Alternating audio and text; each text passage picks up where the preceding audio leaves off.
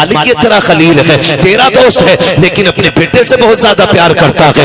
رب نے فرمایا ابراہیم کا جی رب جلیل، کہا بیٹے کو اپنے آپ سے دور کر دو۔ کہاں کیا کرنا ہے مالک؟ کہا ایسی وادی میں چھوڑ کے آؤ جہاں پہ کوئی آبادی نہ ہو۔ حضرت ابراہیم خلیل اللہ نے بیٹے کو لیا، آج وہاں لے کر کے آئے جہاں آج کعبہ موجود ہے، اس زمین پہ بیوی بچے کو لے کر کے آئے۔ تاریخ کا یہ باب بڑے سنہرے الفاظ میں لکھا ہوا ہے، بہت غور سے سننا پیارے، اور جا کر کے بہن بیٹیوں کو بھی یہ باب سنانا۔ حضرت ابراہیم خلیل اللہ جب اس جنگل میں آئے جہاں پہ درخت کا سایہ تک نہیں تھا، ہریالی تک نہیں تھی، کالے پتھروں کی پہاڑیاں ہیں، دور دراز تک کوئی نہیں ہے، اللہ کے خلیل نے بیوی بچے کو جب چھوڑا ہے اور چھوڑ کے جانے لگے ہیں، حضرت ہاجرہ نے دامن پکڑا، ساتھ چلنے لگی ہے۔ مورخین نے لکھا ہے 3 میر تک دامن پکڑ کے حضرت ہاجرہ چلی ہے، اور یہ پوچھتی جا رہی تھی اللہ کے خلیل بتاتے تو جاؤ کیوں چھوڑ کے جا رہے ہو، کوئی خطا ہو گئی ہے بتاؤ تو صحیح، کیوں چھوڑ کے جا رہے ہو، کیا بات ہے، اپنی مرضی سے چھوڑ کے جا رہے ہو یا رب کے کہنے سے چھوڑ کے جا رہے ہو؟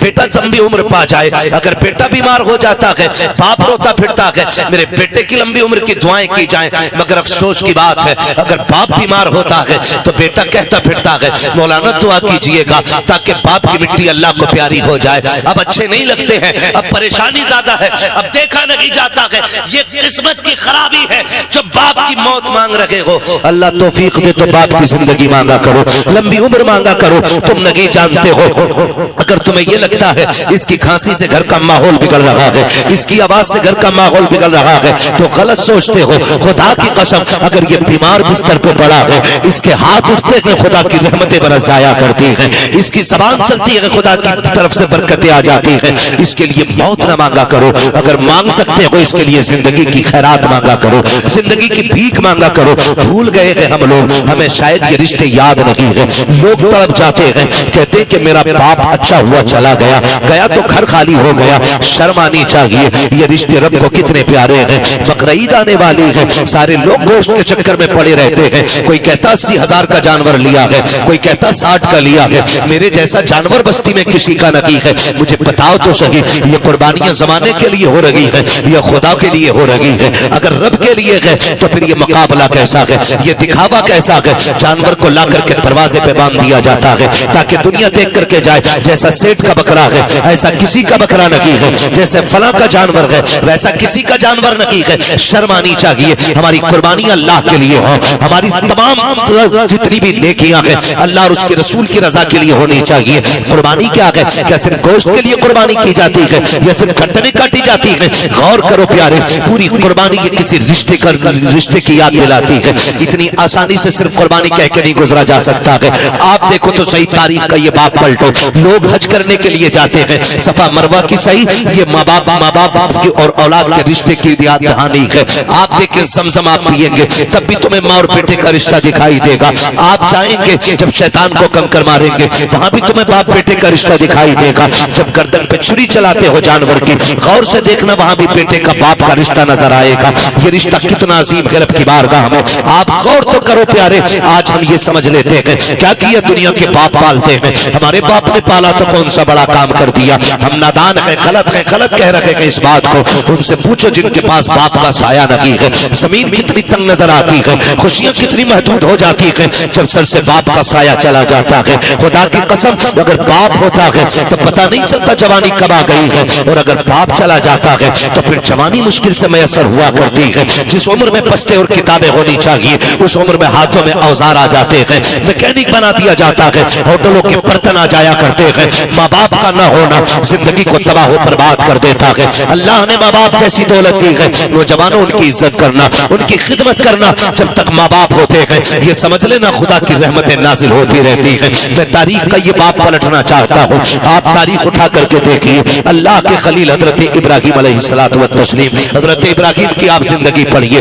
آپ نے پوری زندگی رب کی بارگاہ میں امتحانات پیش کیے، کیوں نہ کرتے؟ کیونکہ خلیل ہے، اللہ کے دوست ہیں، قربانیاں پیش کر رہے ہیں، امتحانات کی منازل سے گزرتے جا رہے ہیں۔ آج جانور قربان کرنے کی بات آتی ہے، ابھی بات بتائی تھی جیسا کہ کہا گیا تھا، ابھی مفتی صاحب نے بتایا تھا کہ جب قربانی کی بات آتی لوگ بہانہ کر دیتے ہیں، قرضہ ہے نہیں کر سکتے، پتہ نہیں ہے چٹنی نہیں چل رہی ہے، روٹی نہیں چل رہی ہے، اور اگر کوئی بیچنے لگ جائے ابھی 1 لاکھ کا موبائل خرید لے گا، 70,000 کا موبائل خرید لے گا، لیکن قربانی کے لیے 3500 روپے دیتے ہوئے کلیجے کلیجے پھٹ جایا کرتے ہیں. تمہیں سوچنا چاہیے قربانی اللہ کی بارگاہ میں بہت بڑی عبادت ہے. فرمایا گیا قربانی کے دنوں میں قربانی سے بڑی کوئی عبادت نہیں ہے. اگر قربانی کی جگہ پہ آپ ایک سونے کا ڈھیر بھی اللہ کی راہ میں خرچ کر دو تب بھی اللہ اتنا راضی نہیں ہوتا ہے جتنا تمہاری قربانی سے اللہ راضی ہوا کرتا ہے. اس میں بہانے نہ بنایا کرے, اس میں آپ ہیلے تلاش کر کے نہ نکلا کرے. تاریخ کا یہ باب پلٹیے, شکر ادا کریں اللہ نے جانور کی قربانی مانگی ہے. اگر بیٹے کی قربانی مانگ لیتا تو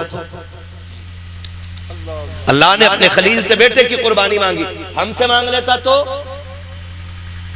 بکرا دینے تیار نہیں ہے. بیٹے کے معاملے میں پھر کیا ہوتا؟ وہ کریم ہے, اس نے ابراہیم خلیل اللہ کی سنت کو زندہ کرنے کے لیے ہم سے جانور کی قربانی مانگی. جانور کی قربانی زندہ مانگی, جانور کی قربانی مانگی ہے. اور آپ اس بات پہ بھی غور کریں, اس بات پہ بھی غور کریں, اگر آپ مسلمان ہیں تو آپ کو آزمایا جائے گا. کہتے ہیں یار مسلمان اور ہم پہ مصیبتیں آ رہی ہیں. ہاں ہاں آپ مسلمان ہیں تو آپ ہی کو آزمایا جائے گا. وہ کہا تھا کسی نے شہادت گہے الفت میں قدم رکھنا ہے. لوگ آسان سمجھتے ہیں مسلمان ہونا, جب آپ نے کہا ہے نا لا الہ الا اللہ تو پھر اب امتحان سے بھی گزرنا پڑے گا, آپ کو امتحان دینا پڑے گا. اور آپ ہی نہیں, سب نے امتحانات دیے. میرے نبی فرماتے سب سے زیادہ مجھے آزمایا گیا ہے. سب سے بڑے بڑے امتحانات میرے رہے, میرے محبوب کے سب سے بڑے امتحانات رہے. لیکن حضور نے امتحانوں میں کیا کیا؟ تاریخ گواہ ہے. کسی نے پتھر مارے, میرے حضور نے بدلے میں پتھر نہیں مارا. کسی نے ستم کیے تو حضور نے بددعا نہیں کی. مکے سے نکالے گئے لیکن حضور نے کبھی بددعا کے لیے ہاتھ نہیں اٹھائے. یہاں تک کہ طائف میں پتھر لگے, حضور کے ہاتھ اٹھ گئے. حال کیا تھا؟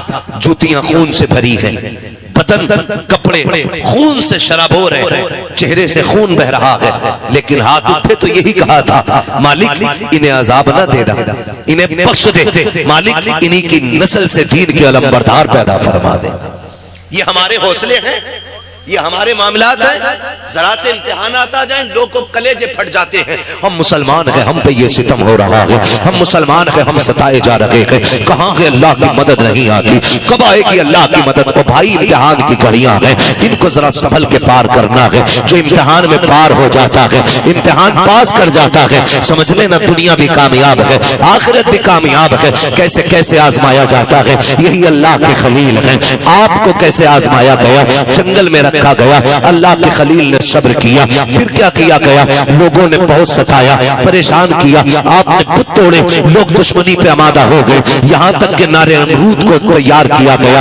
آگ اتنی تیز تھی, اتنی تیز تھی کہ پرندہ کوئی اوپر سے گزرتا تو وہ گر جایا کرتا تھا اور مر جاتا تھا اس کی تپش سے. اللہ اکبر. تاریخ کا یہ باب پلٹتے چلے اور دیکھتے چلے. جب اسی نمرود کی آگ میں ڈالنے کی باری آئی, حضرت جبریل امین نے آ کے کہا تھا ابراہیم رب کے خلیل ہو, میں رب کی بارگاہ تک جاتا ہوں, اگر کوئی ضرورت ہو تو بتائیں. آپ منجنیق کے اندر رکھے ہوئے ہیں. یہ نہیں کہا تھا جبریل دیکھو سامنے آگ ہے, میں منجنیق میں ہوں. کہا تھا کہ میں جانتا ہوں, میرا رب بھی جانتا ہے, مجھے کوئی ضرورت نہیں ہے. کہا پھر اپنے رب ہی سے کہہ دو. کہا جو سب جانتا ہے اس سے کہنے کی ضرورت کیا ہے؟ جس میں وہ راضی ہے اس میں میں راضی ہوں. یہ کہہ کے آپ راضی ہو گئے. جب نار نمرود میں ڈالا گیا, اللہ نے آگ کو ٹھنڈا ہونے کا حکم دیا. آگ ٹھنڈی اور سلامتی والی ہوئی. آپ نار نمرود میں رکھے, باہر تشریف لے کر کے آئے. اس کے بعد پھر آپ حضرت سارہ کے ساتھ اپنا وطن چھوڑ دیتے ہیں. بہت لمبا واقعہ ہے. بادشاہ نے پکڑا. پھر اس کے بعد بدلے میں آپ کو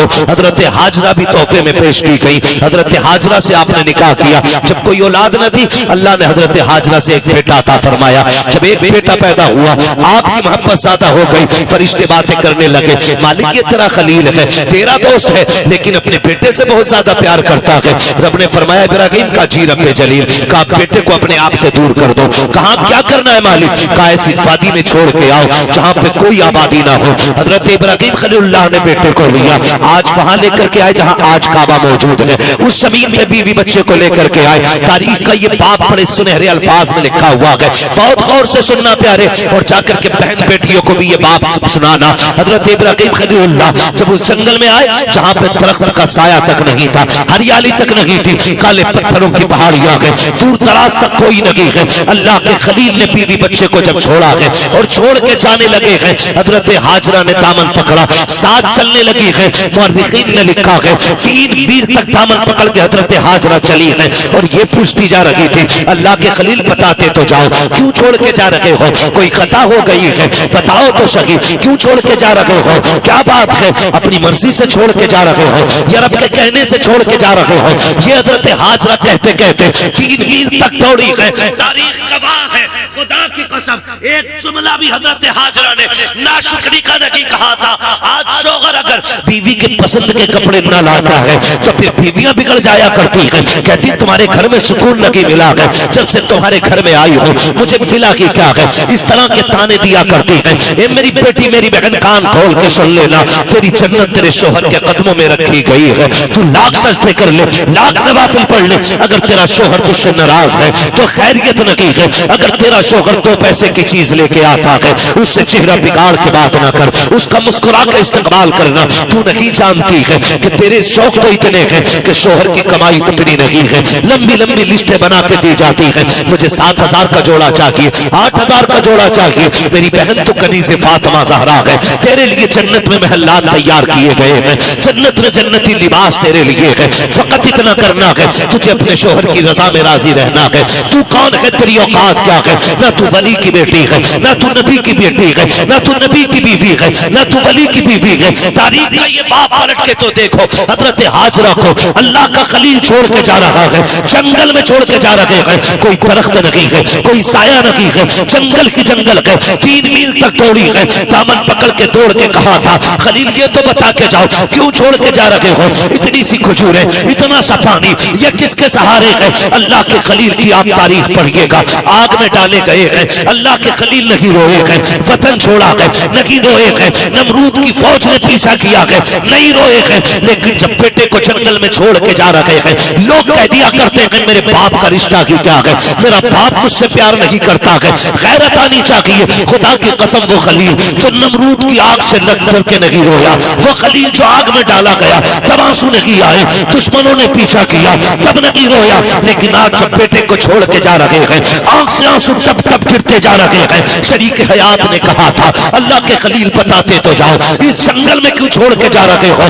اچھا یہ بتاؤ اپنی مرضی سے چھوڑ رہے ہو یا رب نے حکم دیا ہے؟ اتنا سننا تھا، اللہ کے خلیل نے کہا تھا ہاجرہ پیاری زوجہ بتا تو صحیح، اگر رب نے کسی کو ایسا بیٹا دیا ہو اور وہ بھی کوئی شروع عمر کا نہ ہو، 70 سال کی عمر میں ملا ہو اور یوں ہی نہیں جس کو دعاؤں میں مانگا ہو سجدوں میں رو کے مانگا ہو تب جا کے اسماعیل سا بیٹا ملا ہو، کیا ایسے بیٹے کو کوئی جنگل میں چھوڑ جائے گا، اپنی مرضی سے چھوڑ کے جائے گا؟ کہا ہاجرہ یہ اپنی مرضی سے چھوڑ کے نہیں جا رہا ہوں بلکہ اپنے رب کے کہنے سے چھوڑ کے جا رہا ہوں۔ حضرت ہاجرہ نے اتنا سنا، توکل اللہ دیکھیے، اللہ پہ بھروسہ دیکھیے، اتنا سننا تھا، دامن چھوڑا، مسکرا کے کہتی ہے خلیل پھر ٹھہرو، یہ پانی بھی لے جاؤ، کھجورے بھی لے جاؤ۔ کہا کیا کرو گی؟ کہا جس رب کی مرضی سے چھوڑ کے جا رہے ہو وہی رب کھانا بھی دے دے گا پانی بھی دے دے گا۔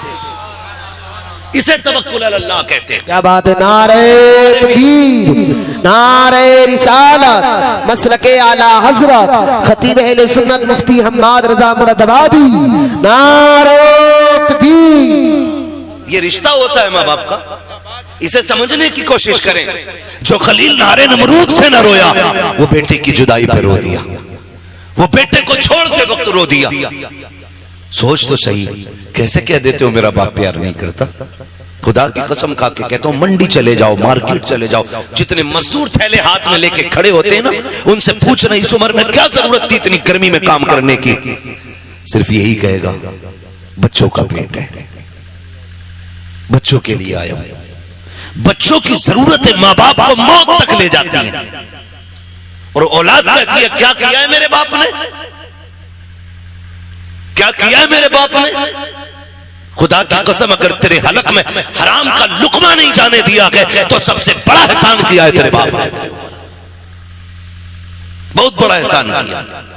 اور میں زیادہ تر نوجوان بیٹے آپ سے گزارش کر جاؤں، آپ ہی کے رامپور سے ایک دن فون آیا، کہا گیا کہ مولانا ہمارے ابا کو سمجھائیے۔ میں نے کہا بات کیا؟ اس نے کہا رشتے نہیں ہو رہے ہمارے۔ میں نے کہا وجہ؟ اس نے کہا وجہ یہ ہے کہ جو بھی رشتہ کرنے آتا وہ یہ پوچھتا ہے کہ تمہارا باپ کیا کرتا ہے، یا میرے باپ سے پوچھتا آپ کیا کرتے. تو جب وہ کہتے ہیں ہم رکشہ چلاتے تو رشتے کرنے والے لوٹ کے چلے جاتے. تو اس نے کہا ہمیں غیرت آ رہی ہے، ہمارا باپ رکشہ چلا رہا ہے. میں نے کہا ٹھنڈے دماغ سے سوچ، شام کو تیرا باپ آتا ہے تو کپڑے پسینے میں بھیگے ہوں گے. کہا ہاں. تو میں نے کہا اس کے تلوے چوما کر، وہ پسینہ بہا کے کما کے لاتا ہے، کسی کا خون بہا کے کما کے نہیں لاتا ہے. ہماری دنیا کو ہو کیا گیا ہے؟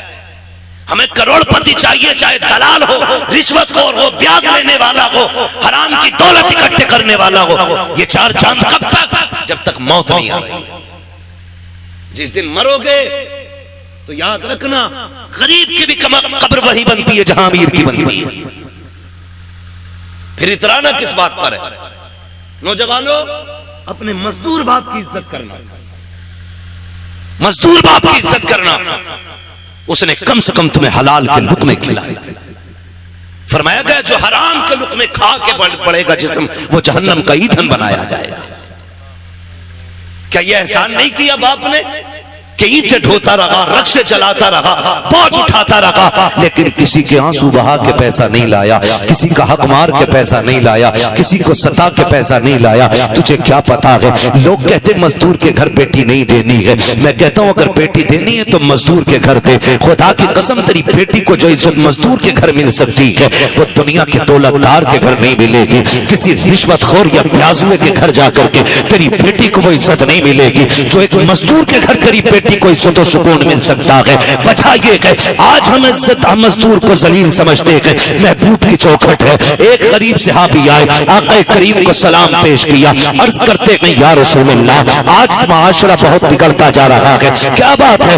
آقا ہم مزدور ڈپارٹمنٹ سے تعلق رکھتے ہیں، ہماری مزدوری نہیں دی جاتی ہے، لوگ پیسہ مار لیتے ہیں، آقا ہمیں کئی کئی دن تک دھکے دیے جاتے ہیں. میرے نبی نے اتنا سنا اٹھ کے کھڑے ہو گئے. فرمایا مصافحہ نہیں کرو گے؟ کہتے ہیں یا رسول اللہ ہاتھ ایسے نہیں ہیں جو آپ کے ہاتھ میں دیے جا سکے. کیا بات ہے؟ کہا ان ہاتھوں سے مزدوری کرتا ہوں، ہاتھوں میں چھالے پڑے ہیں، پھیٹے ہیں. کہاں آپ جیسے، آپ کے گلاب جیسے ہاتھ، کہاں میرے یہ سخت ہاتھ. آقا خیرت آتی آپ کے ہاتھ میں ہاتھ دیتے ہوئے. میرے نبی نے اس کے ہاتھ دیکھے، فرمایا لا تیرے ہاتھوں کو بوسہ دے دو. اتنا سننا تھا، مزدور کی آنکھ میں آنسو آ جاتے ہیں. یا رسول اللہ آپ بوسے کی بات کرتے ہیں، یہاں مزدور کو بغل میں بٹھا کے کوئی پانی نہیں پلاتا ہے، یہاں ساتھ بیٹھا کر کے کوئی ایک پلیٹ میں کھانا نہیں کھلاتا ہے. آقا آپ ہیں کہ چومنے کی بات کر رہے ہیں. میرے نبی نے اتنا سنا، فرماتے کہ خالی صرف نظام نہیں بنانا ہے بلکہ زمانے کو مزدور کی عزت بھی بتانی ہے. آقا کریم نے جب مزدور کے ہاتھ کو بوسہ دیا تب گیا آقا اتنی عزت. فرمایا صرف عزت نہیں،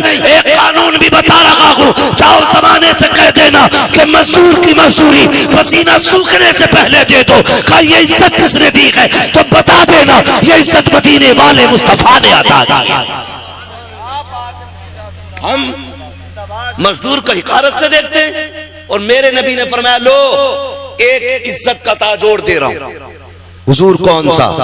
فرمایا القاسب حبیب اللہ، جو محنت مشقت کر کے کمائے گا قیامت میں اللہ اسے اپنے حبیبوں کی صف میں جگہ عطا فرمائے گا. تو کم سے کم اتنا خیال کریں نوجوانوں، ہم تو اپنے باپ کی محنت کا خیال کریں. اگر یہ دنیا والے ہمیں مزدور کا بیٹا کہتے ہیں تو کہنے دیں، ہمیں اس باپ کی عزت کرنی ہے جس نے چوک میں گالیاں کھا کے مزدوری پہ دھکے اٹھا کے ہمیں پالا ہے. تم سے تو کم سے کم اتنی توقع ہوگی اس باپ کو کہ کوئی عزت کرے نہ کرے میرا بیٹا تو عزت دے گا نا. اگر وہی اولاد اسے ذلیل کرنے لگے تو بتاؤ وہ جی کے کیا کرے گا؟ کیا کرے گا وہ جی کے؟ جب وہی اولاد اس سے کہتی ہو کہ تجھے ٹکڑے ڈالنے سے بہتر ہے کتے کو ٹکڑے ڈال دیا جائے، کیا کرے گا وہ باپ جی کے؟ اسے ہارٹ اٹیک نہیں آئے گا؟ اسے ہارٹ اٹیک نہیں آئے گا؟ وہ روئے گا نہیں اپنی کم نصیبی پہ؟ کیا وہ بھول گیا ہوگا ان دنوں کو جب تجھے گود میں اٹھا کے وہ گلی گلی پھرتا رہا؟ مجھے بتاؤ تجھے سردیوں میں بخار آیا، باپ نے سارے کمبل تجھے اڑائے، خود ٹھنڈی میں ٹھکرتا ہوا منڈیوں کے گلیوں کے بازاروں کے ہاسپٹلوں کے چکر لگاتا رہا، خود مر گیا لیکن بیٹے کو زندگی دے گیا. لازم ہے ہر بیٹے پہ اپنے ماں باپ کی عزت کرے، اپنے ماں باپ کی عزت کرے۔ پڑھیں تاریخ، آپ کبھی یہ نہیں کہہ سکتے اپنے باپ سے آپ نے کیا کیا میرے لیے۔ خدا کی قسم جتنا ایک باپ کر دیتا بیٹے کے لیے کوئی تمہارے لیے اتنا نہیں کر سکتا۔ میں تو چیلنج کے ساتھ کہتا ہوں، ایک باپ کو تولنے کے لیے نا خدا کی قسم زندگیاں کم پڑ جائیں گی، لیکن باپ کی مشقتوں کا اندازہ نہیں لگایا جا سکتا۔ آپ بھی جانتے ہیں ایک آدمی کو اپنا پیٹ پالنے میں کتنی مشکل آ سکتی ہے۔ کوئی مشکل بات ہے ایک آدمی کو پیٹ پالنا؟ کوئی مشکل بات نہیں، اور کوئی مشقت بھی نہیں۔ اکیلا بندہ کہیں بھی کھا پی کے گزارے کر لیتا ہے، لیکن دنیا بھر کی سہولتیں باپ اولاد کے لیے اٹھاتا ہے، اولاد کے لیے اٹھاتا ہے۔ بیٹا پیدا ہو میٹھا تقسیم کرتا ہے، جوان ہو جائے تو نکاح کی تیاریاں کرتا ہے۔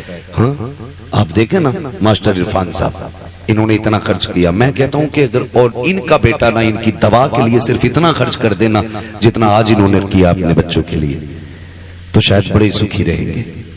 لیکن ہم بھول جاتے ہیں، ہم اپنے باپ کی دولت کو اپنی سمجھتے ہیں، لیکن اپنی دولت کو باپ کی دولت نہیں سمجھتے۔ یہ کڑوی سچائی ہے۔ جو باپ کماتا رہا ہے تم اپنی مرضی سے فرفر یاروں میں اڑاتے رہے،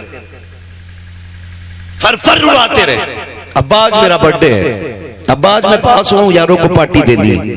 وہ کیسے کما کے لاتا رہا اس نے تم سے نہیں بتایا، جو تم مانگتے رہے وہ دیتا رہا۔ اس نے بڑھاپے میں اتنا کہا تھا بیٹے کھانسی بڑھ گئی ہے، ایک سیرپ چاہیے، تم نے منہ بگاڑ کے کہا تمہارے خرچے اٹھاؤں یا اولاد کے خرچے اٹھاؤں؟ لوگ کہتے ہیں باپ اس دن مرا جس دن سانسیں رکی۔ میں کہتا ہوں نہیں، یہ تو اس دن مر گیا تھا جس دن بیٹے نے ہاتھ روک لیا تھا، اسی دن باپ مر گیا تھا۔ خدا را بدلو اپنے آپ کو، اپنے باپ کی عزت کیا کرو۔ اور دنیا میں تمہارے باپ کو کوئی عزت نہیں دیتا، تم عزت دے کے بتاؤ کہ تو کسی کی نظر میں ذلیل ہوگا، لیکن میری نظر میں تیری عزت ایک بادشاہ سے زیادہ ہے۔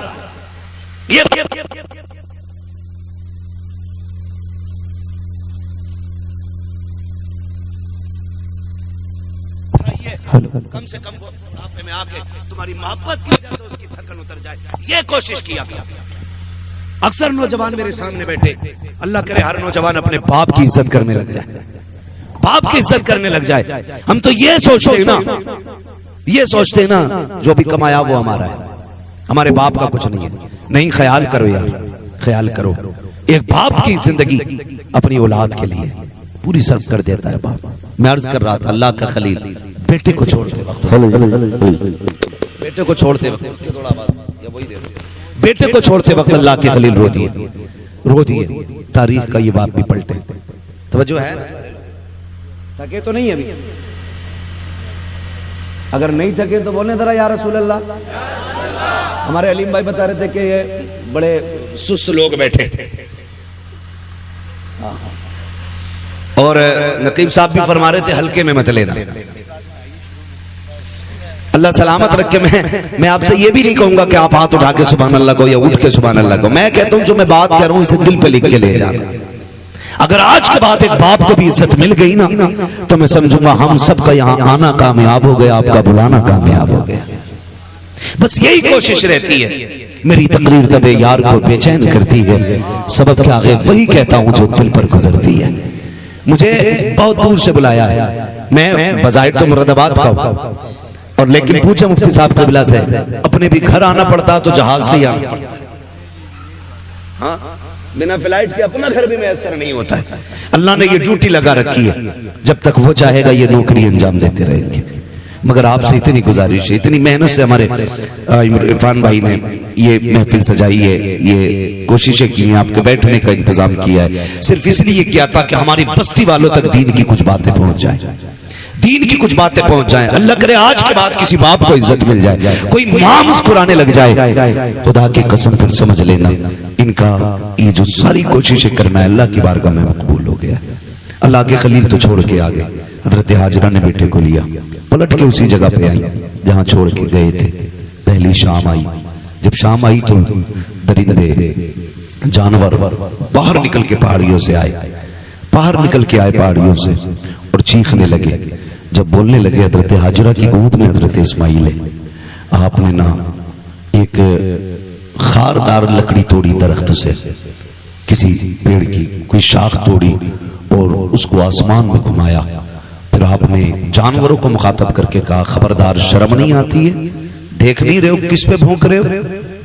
میں ایک نبی کی ماں ہوں، ایک نبی کی بیوی ہوں، میری گود میں جو لال ہے کوئی عام بیٹا نہیں، میری گود میں رب کا اسماعیل لیٹا ہوا ہے، رب کا اسماعیل لیٹا ہوا ہے۔ کہا خبردار بھونکنے کی ضرورت نہ کرنا، ہم پہ بھونکنے کا مطلب ہے نبی کی عزت پہ بھونکنا۔ اتنا کہا سارے جانور پلٹ کے چلے گئے، سارے چلے گئے۔ پھر وہ پانی، وہ کھجوریں، وہ ستو، وہ کیا سب کچھ جو بھی دیا تھا کب تک چلنا تھا، سارے ہی ختم ہو گئے، جو بھی زیادہ جو بھی کھانے پینے کا سامان تھا ختم ہو گیا۔ لیکن ماں ہوتی ہے، پھر وہ وقت بھی آیا کہ ماں کے سینے کا دودھ بھی خشک ہو گیا۔ پھر جب بیٹے نے سو کی زبان ہونٹوں پہ پھیری تو ماں سے دیکھا نہ گیا۔ تاریخ گواہ ہے، حج کرنے کے لیے جاؤ، حکم ہوتا ہے صفا مروہ کی صحیح کرو۔ مالک یہ کیا ہے؟ کہا یہاں میری ہاجرہ دوڑی تھی۔ پھر کیا کرنا ہے؟ کہا جب تک دوڑے گا نہیں تیرا حج پورا نہیں ہونا ہے، تجھے دوڑنا ضروری ہے۔ مالک کیوں دوڑایا گیا؟ کہ جب جب یہاں آ کے تم دوڑو گے نا تو تمہیں ماں اور بیٹے کی محبت کا احساس ہو جائے گا۔ ایک ماں نے بیٹے کی محبت میں کتنے چکر لگائے ہیں؟ 7 چکر لگائے۔ ماں تو ماں ہوتی ہے، بیٹے کو لٹایا زمین پہ، آپ نے ایک پتھر ادھر سے رکھا، ایک ادھر سے رکھا، ایک پتھر اوپر سے رکھا، 3 پتھروں سے بیٹے کا تھوڑا سا دھوپ کا سایہ کیا۔ اس کے بعد دوڑ لگائی ہے پانی کی تلاش میں۔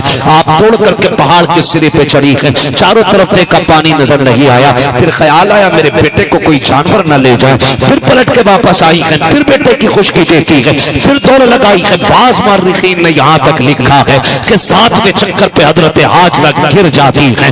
اللہ اکبر، جب گری ہے ادھر حضرت اسماعیل نے ایڑیاں رگڑی ہیں۔ جب ایڑیاں رگڑی رب نے فرمایا جبریل جی رب جلیل جلدی کر دوڑ کے جا کر کے میرے اسماعیل کی ایڑیوں کی جگہ سے چشمہ جاری کر کے۔ تاریخ گواہ ہے حضرت ہاجرہ نے خود کو سنبھالا اور دوڑ کر کے آئی۔ کیا دیکھتی ہے؟ جہاں بیٹے کے پیر لگ رہے تھے وہاں سے پانی کا چشمہ جاری ہو گیا ہے، چشمہ جاری ہو گیا ہے۔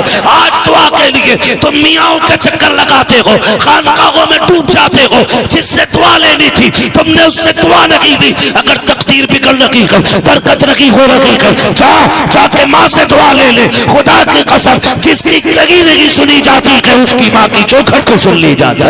نعرہ تکبیر، نعرہ رسالت، مسلک اعلی حضرت مفتی حماد رضا مرادآبادی سوی اختر رامپوری، نعرہ تکبیر۔ مفتی صاحب فرما رہے ہیں یہ لوگ سن رہے ہیں، تو میں تو یہ سمجھتا ہوں کہ اگر دل حضور سے لگ جائے تو پھر محفلوں سے لوگ اٹھا نہیں کرتے۔ واہ واہ واہ، بہت ہاں، اور اگر محفل میں دل لگنے لگ جائے تو سمجھیں کہ حضور کی نظر کرم ہو گئی ہے، حضور کی نظر کرم ہو گئی ہے، حضور آپ کی طرف نظر کرم فرما چکے ہیں۔ بس میں آپ سے اتنی گزارش کروں گا، فرمایا گا یا ایھا الذین آمنوا ادخلوا فی السلم کافہ، اے ایمان والو پورے اسلام میں داخل ہو جاؤ، پورے داخل ہو جاؤ۔ اللہ توفیق دے، قربانی آ رہی ہے تو سارے لوگ کوشش کریں، قربانی کریں، جن پر واجب ہے کریں گے انشاءاللہ، جن پر واجب ہے کریں گے انشاءاللہ۔ امید ہے جتنے نوجوان بیٹھے ہیں جو بھی صاحب نصاب ہوں گے انشاءاللہ وہ قربانی ضرور کریں گے۔ ہاں، اللہ تعالیٰ ہمیں اپنی سچی محبت عطا فرمائے۔ اور تھوڑا سا خیال کریں، ایک پیغام آخر میں چلتے میں یہ بھی دے دوں، میرے بھائی کوشش یہ کرنی ہے، قربانی اکثر و بیشتر ہم لوگوں کے یہاں ہوتی ہے، ہوتا کیا ہے کہ ہم اکثر ان کے گھر گوشت بھیجتے ہیں جن کے گھر سے ہمارے گھر گوشت آتا ہے نا، ان کے گھر گوشت بھیجتے ہیں زیادہ تر جن کے گھر سے ہمارے گھر آتا ہے، یعنی جن کے گھر سے ہمارے گھر گوشت نہیں آتا ان کے گھر ہم گوشت نہیں بھیجتے۔ اور بات بتاؤں اگلی، برا نہ مانیے گا، میں نے پہلے ہی کہا تھا وہی کہتا ہوں جو دل پر گزرتی ہے۔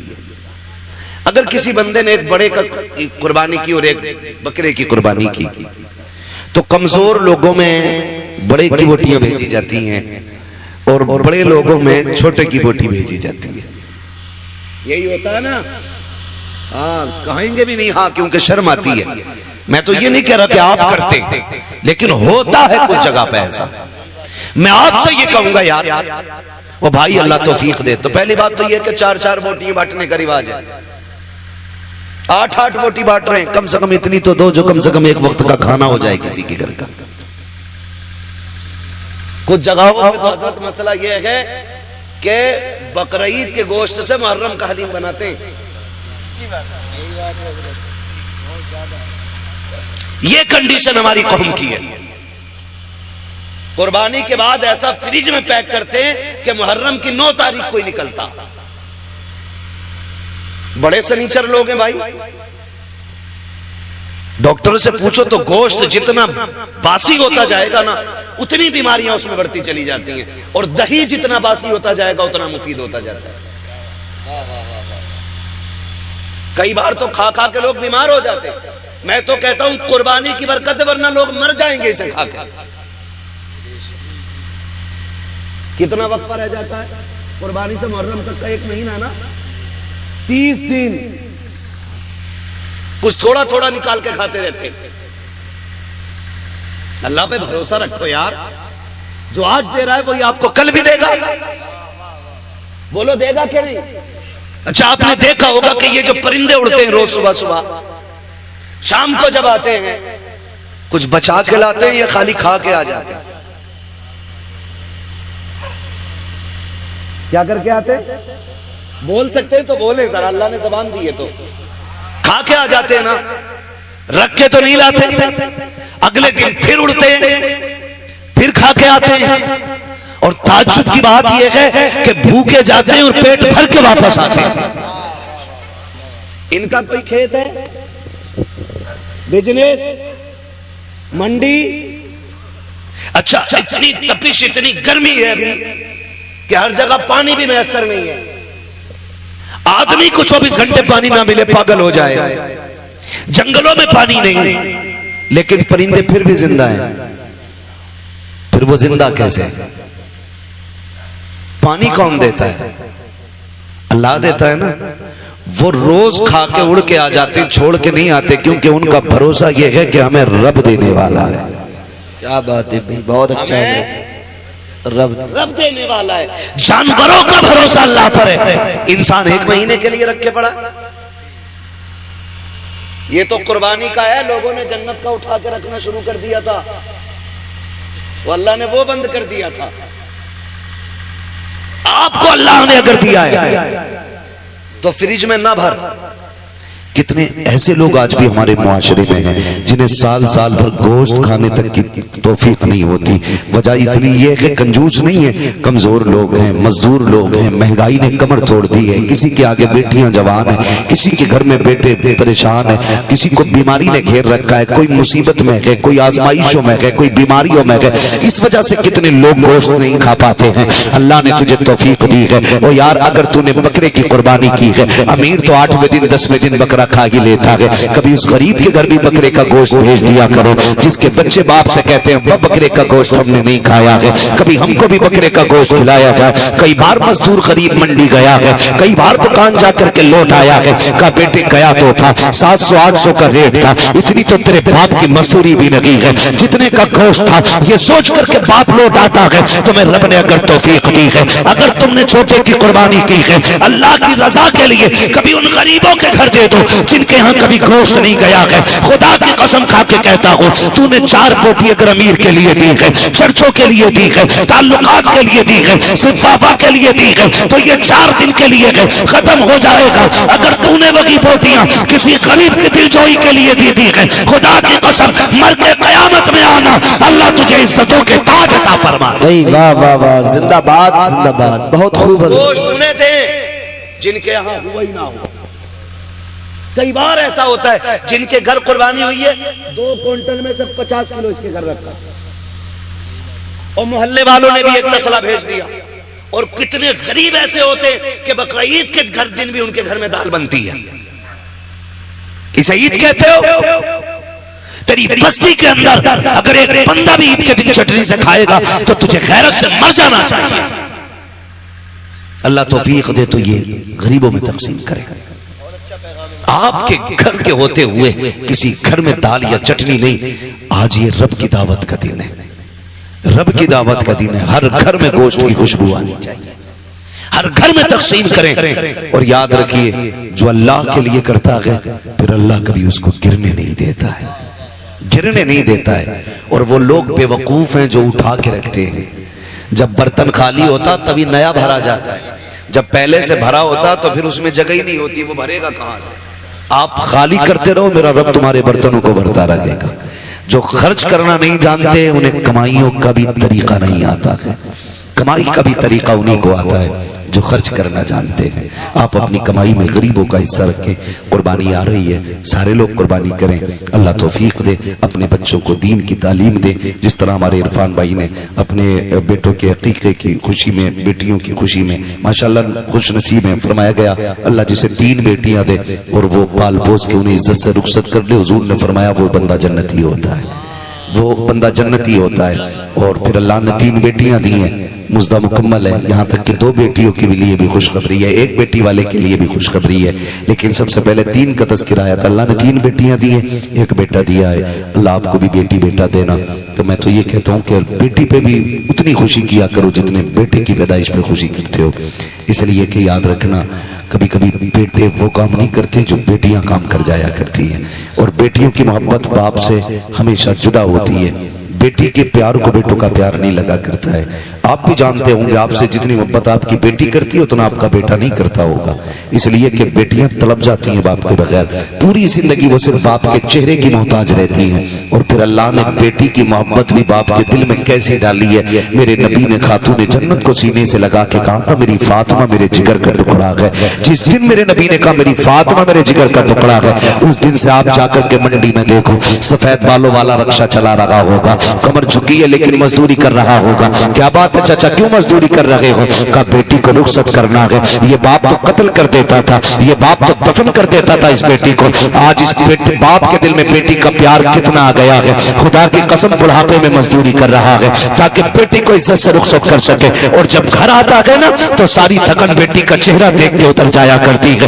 یہ پیار اللہ نے بیٹیوں کا دل میں زندہ رکھا ہے، یہ قائم کیا ہے۔ جب بیٹی شروع میں پیدا ہوتی ہے تو باپ کو بوجھ لگتی ہے، جیسے جیسے دن بڑھتے جاتے ہیں ویسی ویسی بیٹی کی محبت کے دل میں چراغ روشن ہوتے چلے جاتے ہیں۔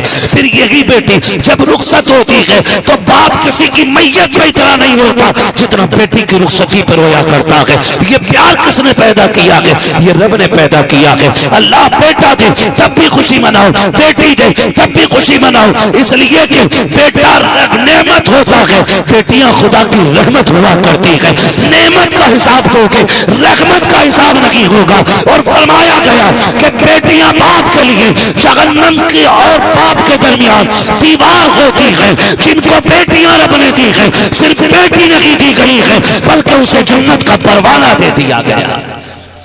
اللہ ہمیں بیٹیوں کی عزت کرنے کی توفیق عطا فرمائے، بیٹیوں سے پیار کرنے کی توفیق عطا فرمائے۔ ہم اپنے بیٹے بیٹیوں کی خوشی میں اسی طرح کی محفلیں بات کرتے رہیں، بس جو ہوئے غلط ان کو معاف فرمائے رب کائنات۔ زندگی نے دیا ساتھ پھر ہوگی ملاقات، چمن رہا پھول کھلیں گے، زندگی رہی پھر ملیں گے، مسافر ہم بھی مسافر تم بھی، کسی موڑ پر پھر ملاقات ہوگی۔ فقیران آئے صدا کر چلے، صدا خوش رہو یہ دعا کر چلے۔ سارے لوگ کلمہ شریف پڑھ لیجئے، لا الہ الا اللہ محمد رسول اللہ۔ میری ساری باتیں یاد رکھیں گے، ماں باپ کی عزت کریں گے انشاءاللہ، سارے بولے انشاءاللہ اور زور سے۔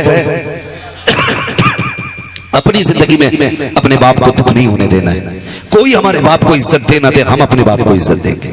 دنیا کتنا بھی نیچا سمجھے لیکن ہم اپنے باپ کو یہ احساس دلائیں گے کہ ہم اپنے باپ کو ایک بادشاہ سے زیادہ عزت دیتے ہیں۔ ہماری زندگی میں ہمارے باپ کا وہ وقار ہے جو بادشاہ کا وقار رعایا کی نظر میں ہوتا، یہ ہمیں احساس دلانا ہے اور اپنے باپ کی خدمت کرنی ہے۔ اگر ان کی زندگی آپ کو مل گئی ہے تو آپ خوش نصیب ہوں گے اگر ان کی خدمت کر کے جنتی ہو جائیں۔